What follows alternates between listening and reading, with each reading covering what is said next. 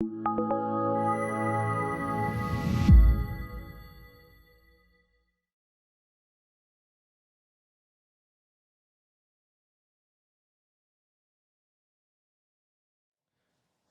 2, verse 1. In those days, a decree went out from Caesar Augustus, circle Caesar Augustus, that all the world should be registered. This was the first registration when Quirinius was governor of Syria, and all went to be registered, each to his own town. And Joseph also went up from Galilee, from the town of Nazareth to Judea, to the city of David, circle city of David, which is called Bethlehem, circle Bethlehem, because he was of the house and lineage of David. This is King David. If you don't know who this David is, this is King David. So Joseph, the earthly father of Jesus, is related to King David, who came about 1,000 years before Joseph. So the middle of your Bible, we're doing a series called Songs I Sing in the Book of Psalms, which Christmas is. We're going to pick it up in January. We're going to come back to this Book of Psalms. The Book of Psalms is almost exclusively written by King David, who was related to Joseph, or Joseph was related to him. Verse 5, to be registered with Mary, his betrothed, who was with child, circle child. And while they were there, underline verse 6, and while they were in Bethlehem, while they were there, the time came for her to give birth. And she gave birth to her firstborn son. And she wrapped him in swaddling cloths, and she laid him in a manger, circle manger, because there was no place for them in the inn, circle inn. Everybody get ready, pay attention. We're gonna go on a journey for the next few moments. We're going on this journey. Everybody ready? If you're tired, wake the heck up. Slap yourself, do whatever you need to do, because I'm about ready to wreck your Christmas. Every week I wreck your life. I know, I'm sorry. Ready? I'm gonna tell you up front. I'm gonna totally wreck your Christmas right now. And everything you just bought to decorate your house. Last week we already chucked the wise men out of the manger. Everybody remember that? So if you weren't here last week, the wise men, the three wise men that usually are at the manger scene, literally everybody's manger scene that they make, they didn't show up till about 6 to 9 months later. So they're not even at the manger, scripturally. They don't even, bring them, bring your boys out in July. That's basically when those guys show up. When it's 105, that's when those boys come to see Jesus, but it wasn't at birth. The other thing is this story, ready? Here's what you've all heard, ready? I was in this play, your kids were in this play, you were in this play. This is everything you've ever heard. Charlie Brown Christmas, this is everything you've ever heard. In the West, which is what the United States is, this is how the story goes. Ready? Luke chapter 2, 1 through 7. That's literally all there is about how Jesus was born. But watch what's been built around that. Here comes Joseph and Mary. And they come onto the stage. And while they're on the stage, Joseph realizes, oh no, I need to find a place to stay. Where can I stay? Let's go to the Holiday Inn, or whatever, the local inn, right? And it's like this. Famous thing. The innkeeper, who's not even in scripture, comes to the door. Hey, what's going on? Oh, bro, I didn't realize that I didn't know anybody in this town. And I got a pregnant wife. She's literally about ready to pop. I need a place to stay. And here's the innkeeper. Oh, bro, I'd love to help you out. Can't though, totally packed. Can't you see the no vacancy sign on the side of the inn? And so Joseph goes, bummer. I was hoping I could at least get a place at this public inn. But now there's nowhere, so I got to take my bride and go somewhere. Well, here's a little barn, and I guess a barn's better than out on the street. So Mary, come on into this barn. Jesus pops out in this barn, and they lay him in a wooden, one of those V or X-shaped troughs, right? That's literally every story you've ever heard about Jesus. That's literally every nativity you've ever bought from Costco or Target or anywhere. Has some semblance of that. I want you to realize that story is almost totally fabricated. Almost zero of that story is true. Here we go. Ready? Pull these notes out. So I'm going to try to dissect what's cultural and what's biblical. Everybody okay with that? I know some of you guys are already like, I am not coming back to this church. Oh my gosh. They just wrecked Christmas. Ready? So we're going to deal with what's biblical, not necessarily cultural. So here we go. If you got these notes, pull them out. If you don't have these notes, you're like, what are those? They're in the stands in the back. You can run back and grab them if you want them. Number one is this. Joseph comes to town. The famous story of Jesus being born. I want you to realize this. Listen to me. It doesn't matter if you're an atheist. It doesn't matter if you're an agnostic. It doesn't even matter if you don't even believe Jesus existed. You're like, I believe Jesus is a fabrication of the Catholic Church or whatever from the Middle Ages or blah, blah, blah. Whatever you believe about Jesus, it doesn't even matter. But one thing you have to absolutely acknowledge is this. There is zero people on the face of the earth that have ever influenced culture and humanity like the person or influence of a person called Jesus. Do you realize literally right now as I stand here, the majority of the world, unless you're in a closed country, celebrates the birth of Jesus.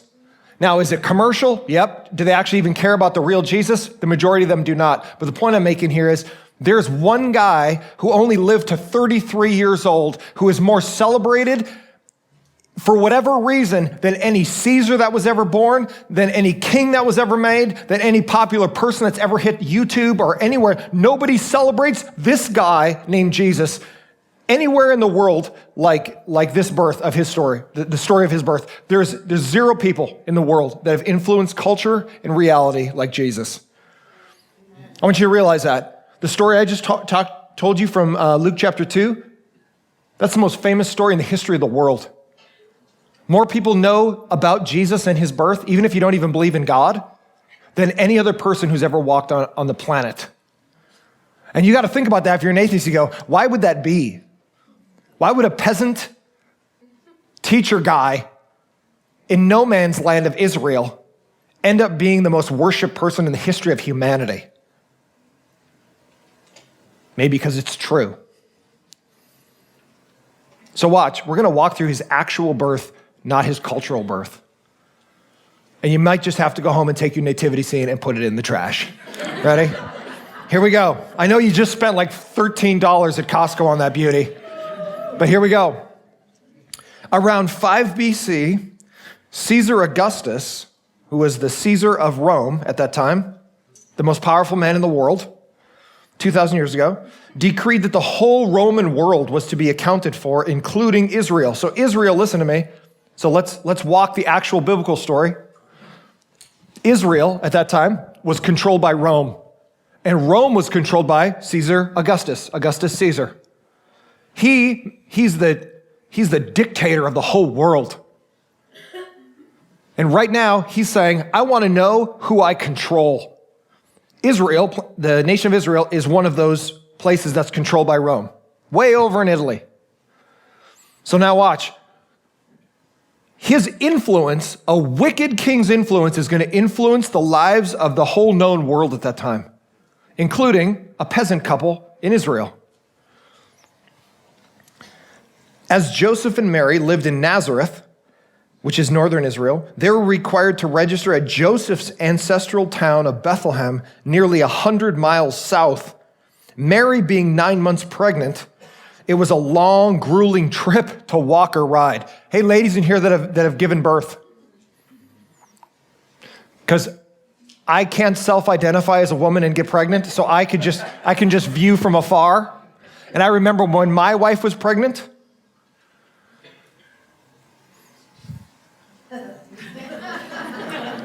she didn't even want to walk to the car, to get in a car, to go to a store. When she was 8.5, 9 months pregnant, when she was ready to go, it's like it made life difficult for her.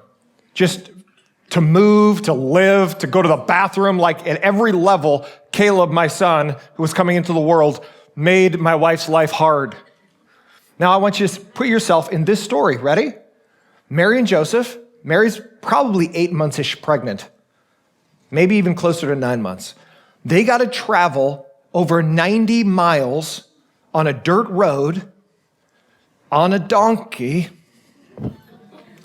or in the back of a cart, or walking for almost 100 miles to get to Bethlehem.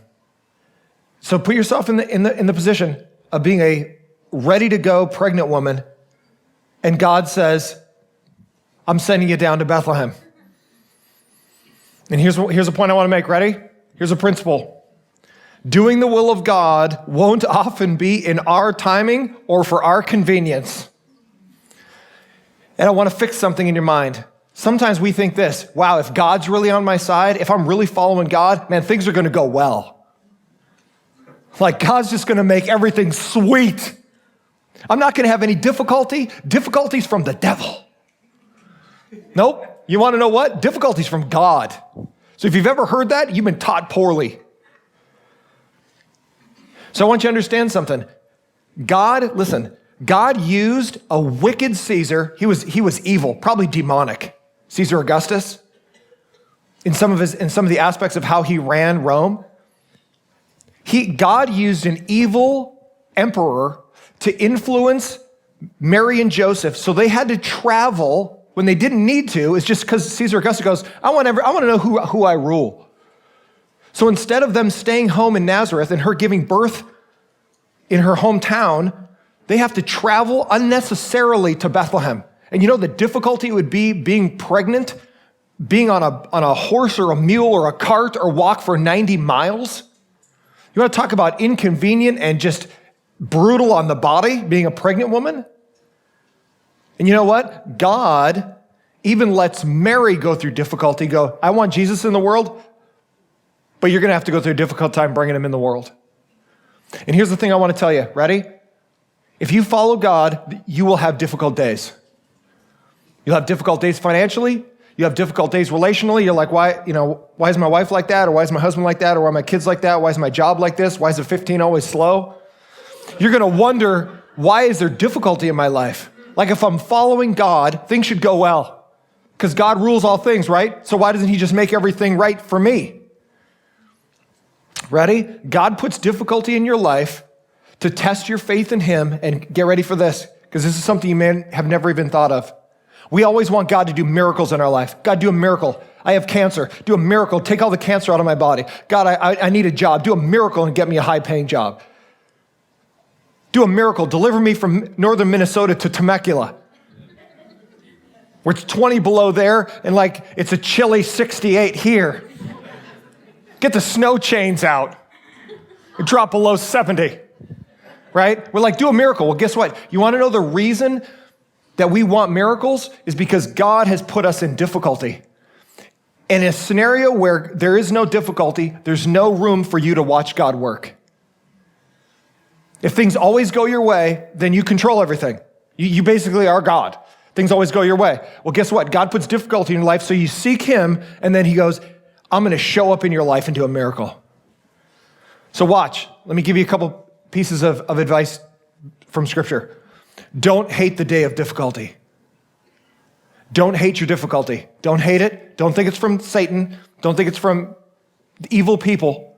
God sometimes, watch this, uses evil people to bring difficulty in your life so that you seek God.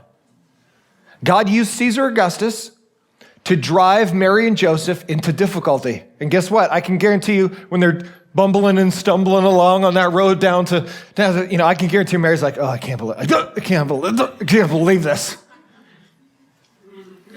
If God really loved me, Jesus would have been born when there was airlines to fly me in luxury, in first class, with God in the flesh down to Bethlehem. But nope, I get to go the hard way. And let me encourage you with this. This may be something you've never heard before. Don't hate the day of difficulty, and don't hate evil people in your life. This is going to be really hard for some of you because you've been taught differently. This is what you've been taught, either in your mind or from other churches or whatever, is that difficulty is bad, is from Satan or somewhere bad, or you're not living for God and so God's punishing you, or you got bad people in your life, hate them and want them out of your life. Because guess what? Thanksgiving through New Year's is about that time when everybody that you're like, please get out of my life, shows back up. You got to buy presents for people that you never even talked to all year. That kind of thing. I'm going to give you a different view of that. God will give you grace through your difficulty and grace with difficult people. If you don't accept that, if you go, no, I'm going to fight against people I don't like, I'm going to fight my circumstances, you'll literally be fighting emotionally your whole life. Because here's the key, ready? You're fighting God. If you're going to be Mary, walking for 90 miles, angry about it every mile, you're literally going to spend your whole life angry at God and angry at other people. Here's what you instead do. You go, God, thank you for this difficulty. Thank you, financially, I have to trust you when I don't want to. I'd rather have a lot of money. Thank you, God, that I have to work on my marriage because I'm really selfish. And you know what? I'm the one who usually train wrecks my marriage. When we get in fights, I'm the one who usually starts it, and I got to own up to that. The reality is difficulties put in your life so that you seek God and become more of a follower of Jesus. If everything's always easy, you never change. So God puts difficulty in your life so that he can show up and literally do a miracle in your mind or in your heart, or maybe even physically. But understand, miracles come because difficulty's there. Everybody with me? So even Mary, that's the point I'm making. Even Mary, who didn't do anything wrong, following God, a godly woman, has to go through difficulty to bring Jesus into the world. And that's just the beginning of the story. Here's a map of Israel. And in honor of Star Wars, I got my lightsaber. Ready? Here's Israel, controlled by Rome 2,000 years ago. Here's the Sea of Galilee. Jesus walked on water here, fed the 5,000. Jesus spent a huge amount of time in Galilee, northern Israel. Here's Nazareth. Look how far they had to travel on this road, dirt road, miles and miles and miles and miles and miles, past Jerusalem down to a little town called Bethlehem, just south of Jerusalem. When we go to Israel, we will travel there. And you will see when we travel by tour bus, how long it takes to get from Jerusalem in Bethlehem all the way up to Nazareth. You're going to go, man, Mary walked this? You'll be impressed. You're going to go, Mary, I got you, girl. That's awesome. I got a tour bus. You had to walk. Praise God for buses. So understand, it's a long walk. It's a long walk to make it. As all of Joseph's relatives, here we go. Here's a Christmas story. Listen to me. As all of Joseph's relatives would be coming to Bethlehem for the same reason, to register, family who lived there in Bethlehem would be planning to accommodate them. Ready? Here we go. How many of you guys have had to accommodate relatives in your home? How many of you were, I wish this wasn't happening? More people, actually. Okay, good. Ready? So for those of us that are like, I have a 2-bedroom home, or I have a 4-bedroom home, or whatever, you're like, people show up for the holidays and they go, hey, I'm flying in from New York and it's like 28 below here and freezing. Let's go to Temecula for Christmas because it's perfect there. It's a chilly, 67. I'll take 67 all day long. They fly into Ontario or San Diego and they come and stay in your house. And you're like, 28 people in my 4-bedroom house. Everybody's on sleeping bags across the floor, all that stuff. Well, guess what? That's exactly what happened in the Bible story. Bethlehem, because it's Joseph's ancestral home, has family there. They have family in Bethlehem. Watch, ready?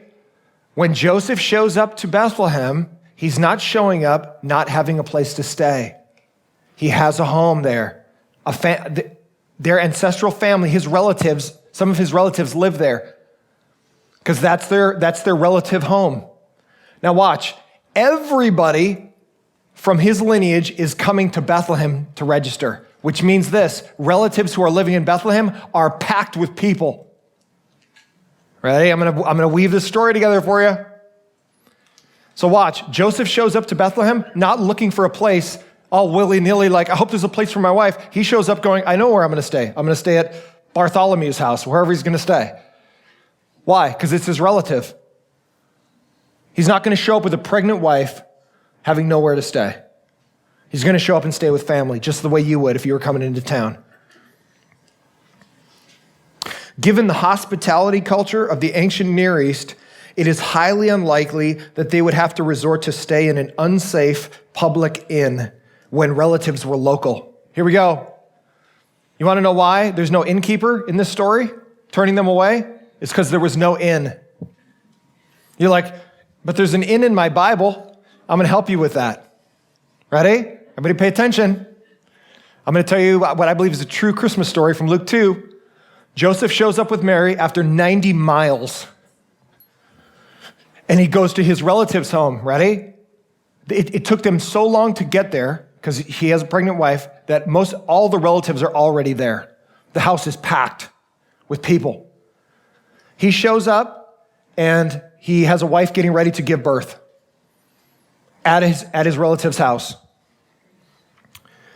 There is a Greek word for the word inn, which is a public place to stay. They had inns in the first century, but it's different than the inns of our day. If any of you have ever hiked across Europe or you've ever stayed at hostels aren't in our culture, but they are in Europe. When I was in Iceland, they have hostels there. So Iceland's really expensive. And so if you're traveling, you're like, I can't afford a hotel here. But you know what you can afford? You can stay in a hostel. It's basically just like a bunk bed with a bunch of strangers. So public inns of the first century were unsafe, unsanitary, and sketchy. There's a good chance you might get robbed or something worse might happen to you if you stayed in an inn. So guess what? Your last resort is you might literally stay outside on the dirt rather than risk your life staying in an inn. But guess what? There's a Greek word for the word inn. And you know what? It's not in Luke 2. It's actually in Luke 10. The story of the Samaritan being robbed and beaten, and the Good Samaritan puts the beaten man at an inn, and he pays the innkeeper to take care of the beaten guy. But the word for inn, where you stay publicly, isn't in Luke 2. It's actually a different word. Ready? Here we go. Joseph shows up to his ancestral home, has a bunch of other family in it, just like at the holidays for you. Traveling slowly, they probably arrived after all the extended family from out of town had already settled in the house. Being that the house was full, and or their pregnancy was viewed as illegitimate, because Mary was pregnant as a virgin, but obviously nobody believed that, and they probably viewed maybe their pregnancy as like, oh, you guys slept together already. Well, I'm not going to give you a good place. You're going to have to stay somewhere lower in the house. They were given the lower part of the house to stay in rather than the more appropriate upper room. Here we go. Look at Luke 2. Look at Luke 2:7. This might literally be the most famous verse as far as what people understand the birth of Jesus to be. In verse 7, and she gave birth to her firstborn and wrapped him in a swaddling cloth and laid him in a manger because there was no place for them in the inn. In the Greek, actually, even in this ESV Bible, there's a little asterisk next to it, and down in the small margin it says, or guest room. And here's the key. The Greek word for inn, public space, isn't that. You know what it actually is? It's the Greek word kataluma, which means upper room. It's the same word that's used in the Last Supper, where Jesus says, I'm going to go with my disciples to the upper room. And here's the way it lays out. Joseph shows up. Hey, wow, this place is packed. My wife is pregnant. There's no room upstairs because everybody's staying there for my wife to give birth, because giving birth takes up some space. And so they say, you have to stay down below and give birth actually in the lower part of the house. This is where the animals stayed. Because in the first century, you didn't dare tie your animals up outside because they're going to get jacked. So you took your animals inside to the lower part of the house. You built an upper room where you slept and ate. The lower part of the house, though, the lower room, was where the animals stayed, where you cooked and stored food, and then you ate and slept upstairs away from the animals. So there's no room for them in the kataluma, which is the upper room. Too many people, there's no room for them to give birth, so she gives birth in the lower part of the house. Ready? Even pre-birth, God doesn't demand the best scenario amidst the worst situation. You want to talk about humility? God shows up even in a bad situation where there's a bunch of people packed in the house, and he doesn't even demand, everybody get out of here. Get out of the upper room. I'm going to give birth up here. I'm coming through this lady. So even God Doesn't go, let's clear this room so I can be born. He gets born in the lower part of the house. And here's what I believe it looked like. Here's a house from the first century. Here's how it looks kind of as a bisection. So the houses were very small, probably 20 by 30. And you brought your animals indoors at night. And so you'd have your animals inside with you. In the lower part of the house, there's storage for food. You'd cook some stuff in a certain section. But you see the animals live with you. But you don't want to like sleep with them and hang out with them. So you build an upper room called the kataluma, where you would do your sleeping and your eating. This is the same setup that Jesus was in at the Last Supper, the upper room. And really rich people you'd be able to walk up on your roof and eat or sleep or hang out up on your roof and throw parties or whatever. But because Joseph's family and lineage was very poor, they probably just had a basic house just like this. And here's what it looks like. They actually made a model of it, a living model of it, in a museum. And so the house was small, you have your animals inside, and you would live upstairs. So imagine bringing your wife to this place, but there's 28 people staying here. Well, you can't clear everybody's stuff out of the upper room down a ladder, so you just give birth down below, but you're with the animals. The typical manger scene, which is true. That's where that happened, but it wasn't outside in a barn, and it wasn't at an inn that he was rejected from. It was probably a relative's house. So, and here's what it looks like actually in the real world. So when we go to Israel, you're going to see some of this stuff. There's the lower part where the animals stayed, and then you walk upstairs to the upper part. There's an upper room and an upper section of the house. But look how small it is. You know, the poor people just kind of built whatever they had. They got a bunch of rocks, and they just slapped them all together and called it a house. And this is where God in the flesh was born as far as the setup goes. Sorry. So here's the thing. I already kicked your wise men out last week. The nativity set you bought, I know you spent $43 at Costco. You're going to have to maybe burn it, but at least make a real house out of it and put him down, put Jesus down at the bottom of a house rather than out in no man's land or a little barn. Ready? Number one, Joseph comes to town. He came to his family. He wasn't a stranger. He would never let his wife give birth in a barn or outside.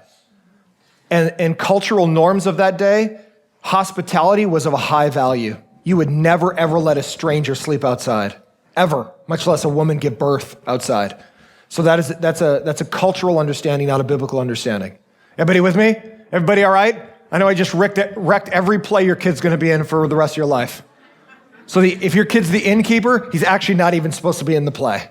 So sorry. Like, John, you did a great job, but you're actually not even in this story. Sorry, innkeepers. Number one, Joseph comes to town. Number two, Jesus comes to earth. While they were staying there, Mary went into labor.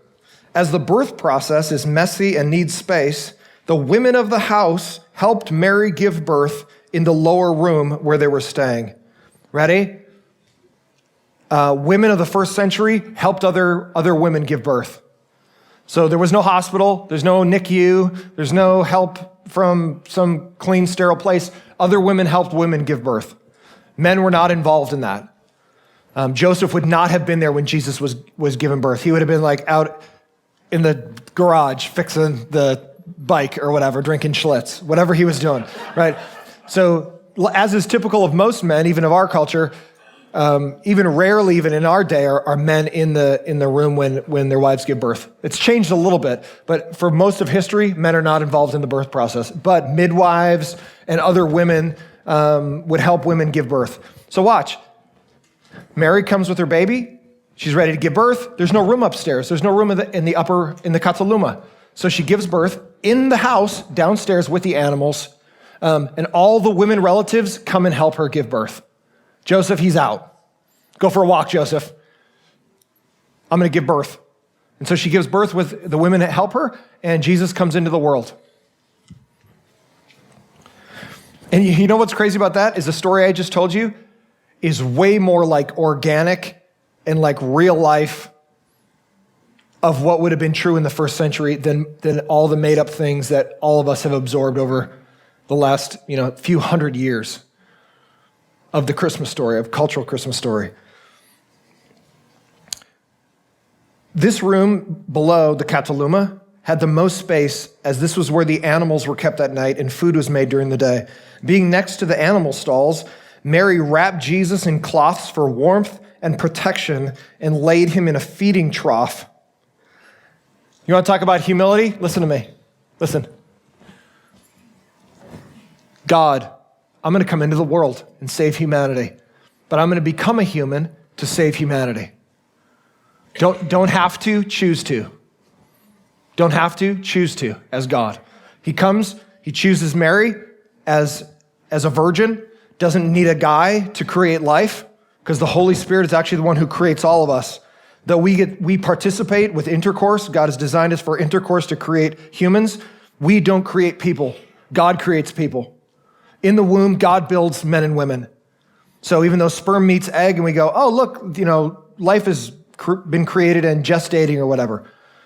Understand that God is the one who builds humans. He decides who's going to live on the earth. So watch. God doesn't need a guy to make a baby. But he doesn't even need a woman. But God uses a woman so that Jesus will be a real flesh and blood person. And so she's a virgin, gives birth to a baby in a poor home, not even in the good part of a poor home, in the poorest part of a poor home, in the hay and the junk and the whatever else was in that lower part of the home. Here comes God, and all the midwives and women of the home are helping Mary give birth. And God comes in the flesh, looking like a regular old baby with a placenta and everything else mess that's coming out. And you would go, if you were there in that moment, if you were there standing there below there watching Mary give birth, you'd go, there's nothing special about this moment. It's messy and nasty and whatever else. This isn't the way God ushers himself into the world. Usually, if you're God, you just kind of walk out of the woods going, I'm pretty awesome. Here I am. But God comes, he gestates for 9 months, he gets birthed in the normal way, and you just go, this is super unimpressive. Right? We'd go, I wouldn't even do that if I didn't have to choose to. But God chooses that. And it shows that God Almighty humbles himself to serve humanity by actually coming to be one of us in the normal way. That's how much God loves humanity, is he becomes one of us to serve humanity and save us. In Jesus being born, the infinite became finite, and the boundless became bounded. Let me also wreck something else in your nativity scene. Sorry, gosh, your nativity scene is just getting smoked. Everybody listen. Here's actually what a first century manger looked like. So almost all of us have seen the manger with the cross, pieces of wood, and the hay on it. Poor families would have never created a trough from wood because it rots, falls apart, heavy animals break it. So mules, cows, camels, they bust wooden troughs. You know what first century shepherds and everybody else built? They built them out of stone. So you chip a long trough out of a stone, and that's the manger. That's what animals would eat out of a stone trough. Because stone doesn't, look at this thing's from the first century. This thing survived 2,000 years. They pulled this thing out of the ruins of first century archaeology. So there's zero chance that a poor family builds a manger out of wood. So Jesus was not laid in wood, he was actually laid in stone. And in a weird way, kind of cryptically, it's almost like the tomb. As Jesus is born into stone and will actually die in a stone tomb. So I want you to understand, the first century birth was like, I give birth just like everybody else. I'm helped out by women. And as the baby comes out, I wrap him in cloths so he stays warm and doesn't injure himself. And then I laid him, because we're poor, in the stone trough, which was the closest thing at the bottom of the house to lay a baby in. I remember when my son was born, my wife was ready for my son to come into the world. And for you ladies that have given birth, like by month 9, you're like, I'm cool, let's move on, right? Get this boy, girl, whatever, out of me. I remember when Caleb came into the world, and he was born with like little fingernails. And he would scratch himself and gouge himself with the little fingernails he had.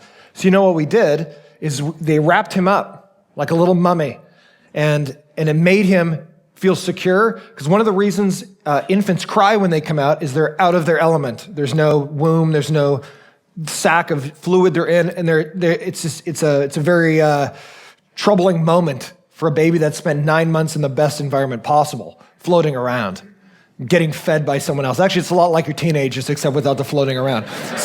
Somebody else feeding them, providing for their lives. So I remember when Caleb came into the world, they wrapped him up.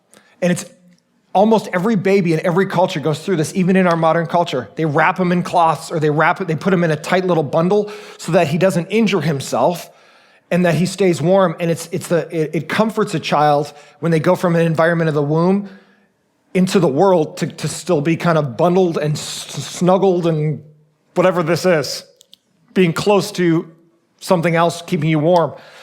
So you know what's crazy about this? Is that God comes into the world not as a magnificent riding general. He comes into the world as a regular baby, so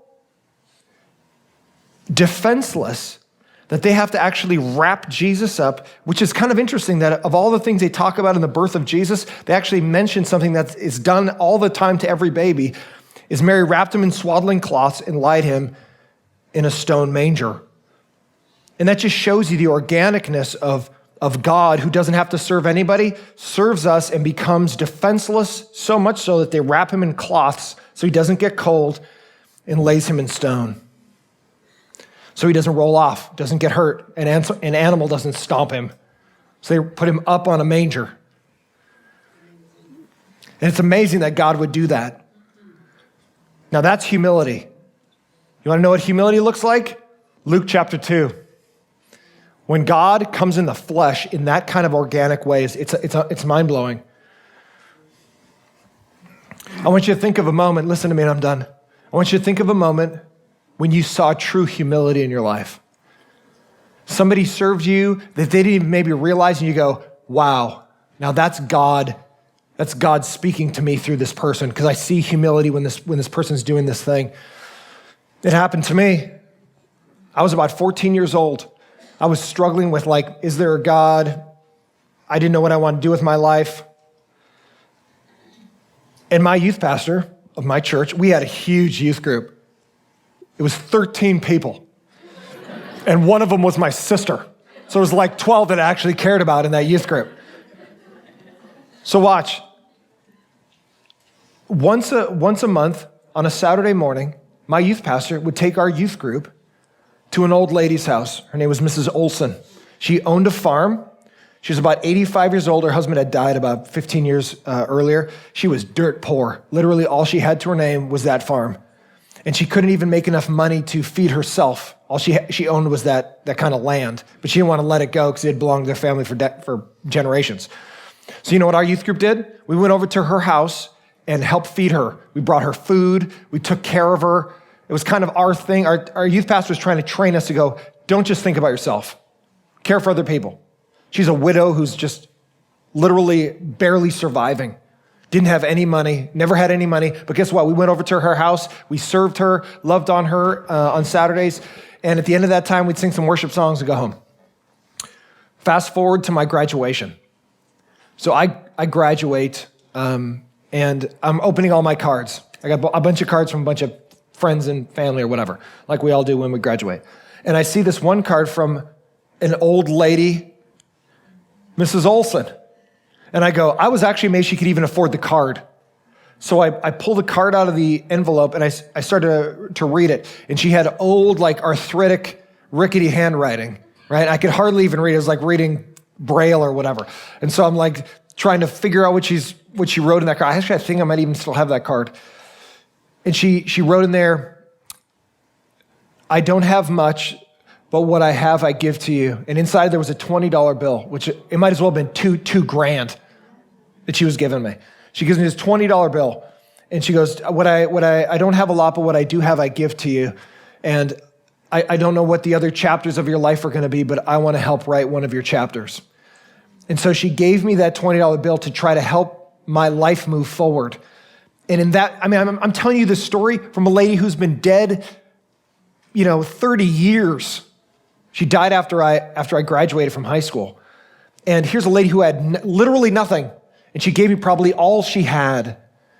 And in that moment, I was like, it's one of those things where you see the humility that God allows people in your life to speak into your own life. And you go, I know God is real. You want to know the reason I know God is real? Because that person did that thing.